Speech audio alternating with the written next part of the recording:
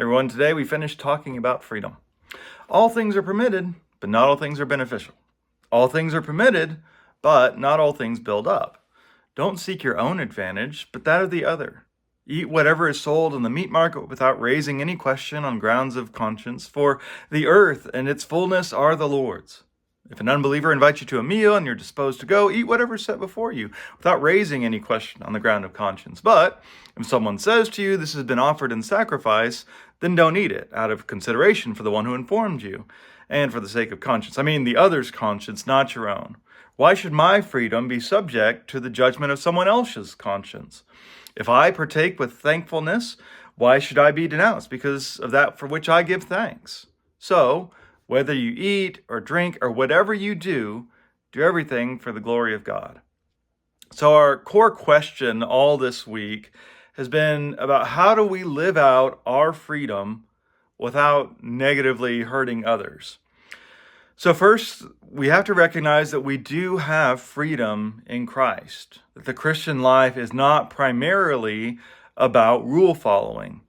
Your freedom, Paul says, is not subject to the judgment of others, even though that's often been the way that most of us have been trained.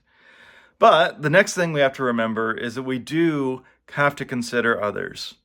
Our American culture, especially with its emphasis on freedom and rights, assumes that other people are irrelevant if I have the right to do it, or at least I think that I do. Even though he's just said that it's not about rule following, you're probably going to decide there are certain things that I'm just not going to do for the sake of others, not just because it breaks some rule, but because that's what's best for them.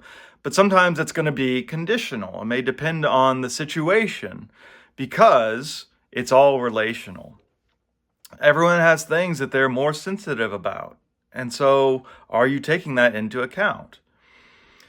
And then maybe the final thing to remember is, or to ask, can I thank God for what I'm enjoying here? Are you using this thing, eat or drink or whatever it is, to enjoy life or to avoid life? Now, being able to answer that question honestly requires a lot of self-reflection and honesty. Sometimes the line between selfishness and enjoying God's gifts isn't 100% easy to figure out, but that's what we're called to. Because God's creation does have so many good gifts. And unfortunately, almost all of them can be a little complicated in some way because there's the potential either to enjoy them or abuse them.